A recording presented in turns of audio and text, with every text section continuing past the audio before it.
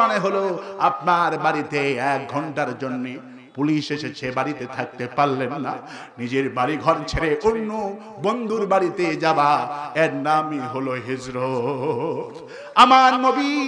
আমার নবীও হিজরত করেছেন। কে না জানে সূরা তাওবা আল্লাহ রাব্বুল আলামিন বিশ্ব নবী রাহমাতুল আলামিন, যাকে মক্কার লোকেরা আলামিন উপাধি দিলেন, যেই নবী দিকে তাকালে মানুষের চোখ ফিরত না, এত সুন্দর করে মানুষ তাকে সম্মান করলেন। যখনই কোরআনের দাওয়াত দিলেন, কোরআনের রাজ কায়েমের দাওয়াত দিলেন, নবীকে মার শুরু হলো, নবীর বিরুদ্ধে আইন পাশ করলো। যেমন ইব্রাহিমের ব্যাপারে আইন পাশ করেছেন, ক্বালু হাররিকুহু, ইব্রাহিমকে পুড়িয়ে মারা হোক। সেই যুগের ইব্রাহিমকে পুড়িয়ে মারার জন্য নমরুদের পার্লামেন্ট জায়েন্ট যখন পাশ করেছিল, আল্লাহ রাব্বুল আলামিন সূরা নামের মধ্যে কি সুন্দর করে বিশ্ববাসীকে জানিয়ে দিলেন, আবু জহেল, আবু লাহাব এরাও বিশ্ব নবীকে হত্যার জন্য একই কায়দা করেছে। ঠিক কিনা বলেন? আমার রাসূলুল্লাহ বসে আছেন, ঘরে শুয়ে আছেন, আবু জেহেল পার্লামেন্টে মিছিল করলেন। নবীকে কি করা যায় সবাই পরামর্শ দিল, তাকে দেশ থেকে বিতাড়িত করা হোক। ইবলিস শয়তান বিশাল বড় হাজী সাহেব সেজে এসে বসে গেছে, বলল আমি ইয়ামিন থেকে এসেছি মুরব্বী হয়ে, তোমাদের জন্য একটি পরামর্শ দিই। আব্দুল্লাহর পুত্র মুহাম্মদ রাসূলুল্লাহ সাল্লাল্লাহু আলাইহি ওয়াসাল্লামকে যদি জীবিত রাখো, তিনি তোমাদের সব ধ্বংস করবে, সিদ্ধান্ত নাও, তাকে হত্যা করতে হবে। সব যুগেই জালেম সরকারেরা নবীদেরকে হত্যার পরিকল্পনা করেছে।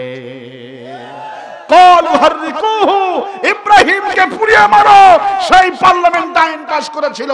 নমরুদের পার্লামেন্টে যেইভাবে হত্যা করা আইন পাস করা হয়েছিল, আজ আমার দেশ সহ পৃথিবীতে ইব্রাহিমের সন্তানদেরকে ফাঁসি দেওয়ার আইন পার্লামেন্টে পাস করা হয়। আমার ভাইয়েরা, আমার বন্ধুগণ, নবীজি ঘুমে আছেন, গভীর রাত 3টা বাজে।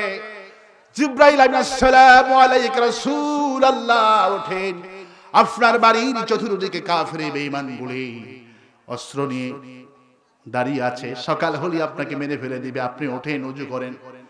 নবী আমার উঠলেন, ওযু করলেন, ঘরের দরজা বন্ধ, বাড়ির দরজা বন্ধ, চতুর্দিকে অস্ত্র শস্ত্র নিয়ে বেঈমান কাফের আবু জেহেলের বাহিনী, সেনাবাহিনী, পুলিশ, যৌথ বাহিনী, সব বাহিনী এসেছে নবীকে হত্যা করার জন্য। সব গোত্র থেকে একজন নেতাকে নেওয়া হলো, যাতে করে দোষারোপ না হয়। আমার ভাইরা, আল্লাহ রাব্বুল আলামিন সেই হত্যার পরিকল্পনা সেটিও আল্লাহ রাব্বুল আলামিন তুলে ধরলেন। নবী আমার আল্লাহ পাক অর্ডার করলেন, নবী এক মুষ্টি বালু হাতে নেন, বালুতে সূরা ইয়াসিন দম করে পড়ে ফুঁক দিয়ে দেন, আর আপনার হাতের মুষ্টি বালু দরজা বন্ধ অবস্থা দরজার দিকে নিক্ষেপ করেন। আল্লাহ পাকের হাবিব আল্লাহ পরবর্তী সময় আমার রামাইতা ইদন রামাইতা ওয়ালা কিন্নাল্লাহ রামা, হে নবী দরজা বন্ধ অবস্থায় তো বালু মেরেছিলেন, কিন্তু আপনার এই বালুগুলি দরজা ভেদ করে আপনার বাড়ির চতুর্দিকে কাফের বেঈমানদের চোখের ভিতরে এই বালুর দানাগুলি কে ঢুকাইয়া দিয়েছে? আল্লাহ পাক বলে, আমি শুধু বালু ঢুকাইনি, কাফেরদের মধ্যে ক্ষেপণাস্ত্র হিসাবে ঢুকিয়ে দিয়েছি। আল্লাহু আকবার। বালুগুলি ঘুরতেছে, আল্লাহু আকবার। সবাই চিৎকার করে বলছে আই না। আমাদের চোখ কি হইল? আল্লাহু আকবার বলে। আমাদের চোখে কি পড়লো? সবাই চিৎকার মারছেন, আর জিবরাইল হচ্ছে হুজুর এদের সামনে দিয়ে বের হয়ে যাও, আল্লাহু আকবার বলেন। আল্লাহ পাক বলে, আমি তো সেই রব, তোদের চক্রান্ত ইন্নাহু ইয়াকিদুনা কাইদা ওয়া আকিদু কাইদা। তোমরা যখন রাষ্ট্র শক্তি, যখন ইসলামী আন্দোলনের নবীর বিরুদ্ধে যখন কায়দা করো, চক্রান্ত করো, আমি আল্লাহ বসে থাকি না, ওয়াকিদু কায়দা, আমিও চক্রান্ত করি। কার চক্রান্ত পাস হয়? কার চক্রান্ত সফল হয়? কার চক্রান্ত ব্যর্থ হয়? কাফেরদের চক্রান্ত ব্যর্থ করে দিয়েছেন কে? একটা মাত্র জাল। কয়টা জাল? একটা মাত্র মার্কাসার জাল দিয়ে সারা জীবনের কাফেরদের সাধনাকে আল্লাহ রাব্বুল আলামিন ব্যর্থ পরিণত করে দিয়েছে। নবী আমার চলে গেলেন। আমি যখন গাড়ি সুরে উঠি, গাড়ি ওই গুহাটা আমি দেখতে পারি না, এত উঁচু, 5,500 ফিট উঁচু গুহা। নবী আস্তে করে আবু বকরের দরজায় চলে গেলেন। আবু বকর একটা মাত্র ডাক দিয়েছেন, লাব্বাইক সাদাইক ইয়া রাসূলুল্লাহ। ইয়া আবু বকর, আপনি একটা ডাকলে কিভাবে দরজা খুলে দিলেন? ইয়া রাসূলুল্লাহ, 10 মাস আগে আমাকে হুঁশিয়ার করে ইঙ্গিত করেছেন, আবু বকর রেডি থাকো, না জানি কোন দিন এই জন্মভূমি ছেড়ে আমাদেরকে মদিনায় যেতে হবে, কোনো গ্যারান্টি নাই। সেই দিন থেকে ইশারের নামাজ পড়ে আমি আর বালিশে ঘুমাই না, এই দরজাটাকে বিছনা বানায়া এই জায়গাতে আমি ঘুমাই। কারণ কঠিন বিপদের সময় যদি এসে আপনি বারবার আবু বকর করে আমাকে ডাকেন, আপনার সাথী কে হবে? কাফেররা একা পেয়ে আপনাকে মেরে ফেলে দিবে। সেই দিন থেকে আজ পর্যন্ত এই দরজার সাথে পিঠ লাগায়া ঘুমায়। কি মানের কর্মী, কি মানের কর্মী! আজও দেখেছি একজন নেতার জন্য 240 জন মানুষ জীবন দেয়। কি নেতাকে ভালোবাসে কর্মী, কি নেতাকে ভালোবাসেন। 12ই ফেব্রুয়ারি মিঠাপুকুরে একজন ছেলে মাকে বলছেন, মা আমার আব্বা তো আওয়ামী লীগ করে, কোনো অসুবিধা নাই, কিন্তু আমি একজন কোরআনের মুফাসসিরকে চোখে দেখি নাই, মেমোরি কাটে ওয়াজ শুনে আমি তার ভক্ত, মা গো দোয়া করো আমি যেন আল্লামা দিলওয়ার হোসেন সাইদির জন্য আমি তার মিছিলে যোগদান করতে পারি। ছেড়ে চলে গেলেন মিছিলে সাইদি কোরআন শুনে সাইদির ভক্ত হয়েছে। আগে মিছিলের আগে সাইদির মুক্তি চাই দিতে হবে। গুলি আসলে ছেলে মাথায় গুলি লাগলো, ছেলে ফিনকি দিয়ে হাসে, আকাশের দিকে তাকায়। সবাই দোকানে নিয়ে গেলেন, সবাই দেখে শহীদের রক্ত। আল্লাহ পাক বলেন শহীদেরা জীবন্ত, এদের রক্ত কখনো জমাট বাঁধে না। রাস্তায় যেখানে রক্ত পড়েছিল সেই শহীদের পিতা আমাকে সে রক্ত দেখিয়েছেন। 1 বছর পর এখনো রক্ত পলিসিনে বাঁধা আছে, এখন পর্যন্ত রক্ত জমাট বেঁধে যায় না।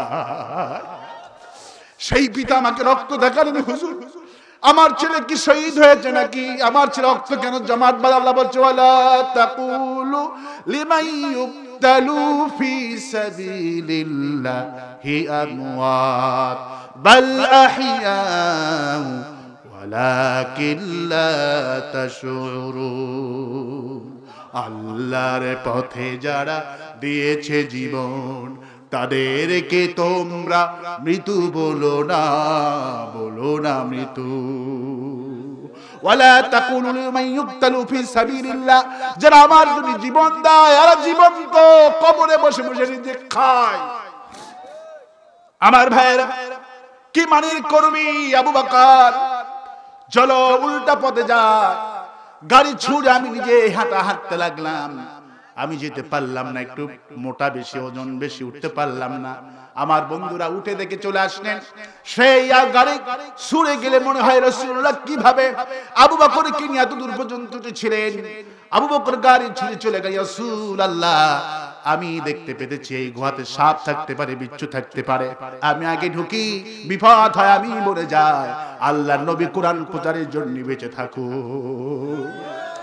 আবু বকর রাদিয়াল্লাহু আনহু গুহার ভিতরে প্রবেশ করলেন। অনেকগুলি গর্ত দেখা যায়, গর্তগুলি নিজের মাথার পাকড়িগুলি কেটে কেটে বন্ধ করে দিলেন। 2টা গর্ত বন্ধ করতে পারলেন না, নিজের পা মোবারক দিয়ে চেপে ধরে থাকলে। আর হুজুরকে বলো, হুজুর এখন আসেন, গুহা এখন নিরাপদ হয়ে গেছে। আল্লাহর নবী গুহার মধ্যে প্রবেশ করলেন। হুজুর বলে, আবু বকর গো, কষ্ট করে এত দূর পাহাড়ে উঠে আমার ক্লান্ত হয়ে গেছে, তোমার উরুর উপরে মাথা দিয়ে আমি একটু ঘুমিয়ে যাই।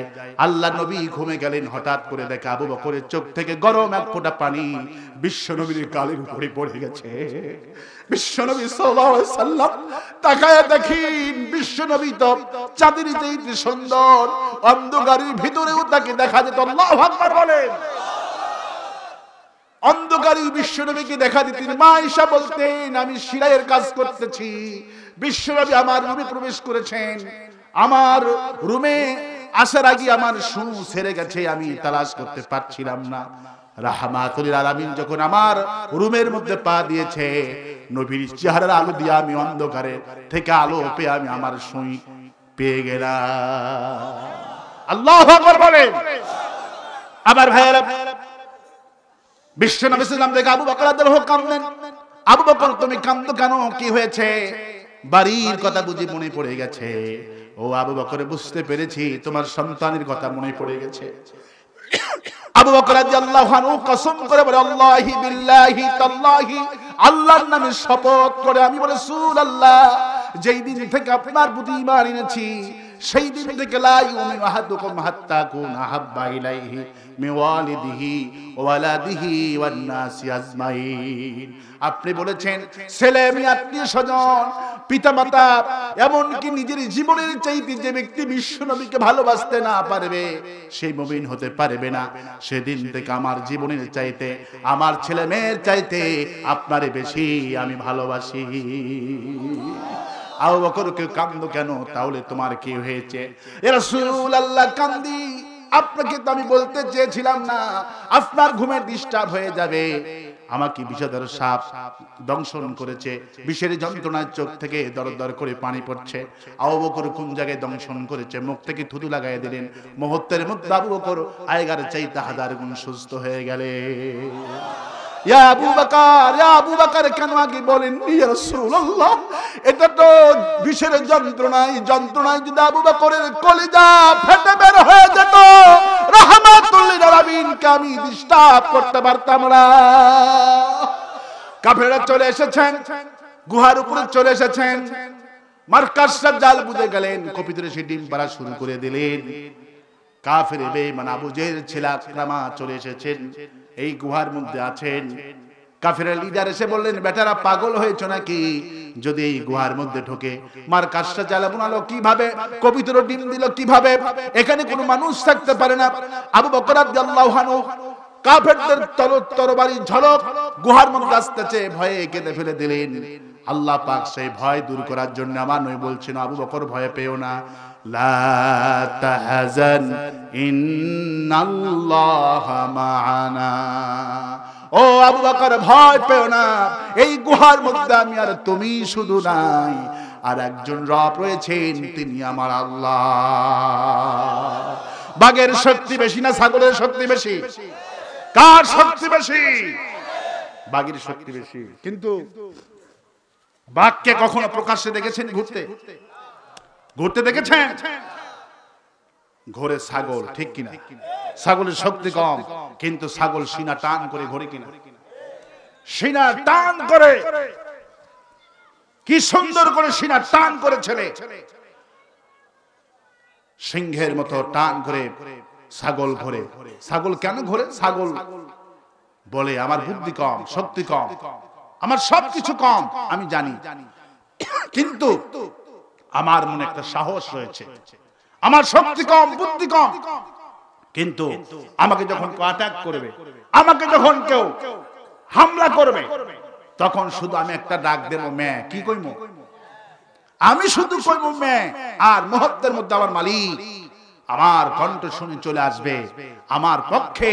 মালিক লাঠি ধরবে, অস্ত্র ধরবে, আমার শক্তি কম, বুদ্ধি কম, কিন্তু আমার পক্ষে মালিক আছে।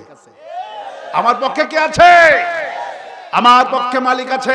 সামান্য ছাগল যদি এই কথা মনে করতে পারে আমার বুদ্ধি কম, শক্তি কম, আমার পেছনে একটা মালিক আছে, তাহলে আমরা সরকার বাহাদুরকে বলি, তোমাদের সৈন্য আছে, তোমাদের পক্ষে র‍্যাব আছে, বিডিআর আছে, ও আমেরিকা, ভারত, তোমাদের বড় বড় রাসায়নিক অস্ত্র আছে, পারমাণবিক বোমা আছে, তোমাদের কত কি না আছে, কিন্তু তোমরা ভালো করে শুনে রাখো, তোমাদের শক্তি বুদ্ধি যত বেশি হোক না কেন, আমাদের পেছনে একটা মালিক আছে। ওয়াকাল রাব্বুকুম উদউনি আস্তাজিব লাকুম, বান্দা আমারে ডাক, আমি ডাকের সাড়া দিয়া দিব। তোমরা ডাকবা তোমাদের দেব দেবীদেরকে, আর আমরা ডাকবো আমাদের আল্লাহকে। কাকে ডাকবো? কাকে ডাকবো? তোমরা মুক্তি বানাবা, আমরা বানাবো মসজিদ, ঠিক কিনা বলে? নবীজি বলছেন, যখন মুমিন ক্ষমতায় যাবে এরা মসজিদ বানাবে, আর মসজিদ যখন ক্ষমতায় যাবে আস্তার মোড়ে মোড়ে মূর্তি বানাবে।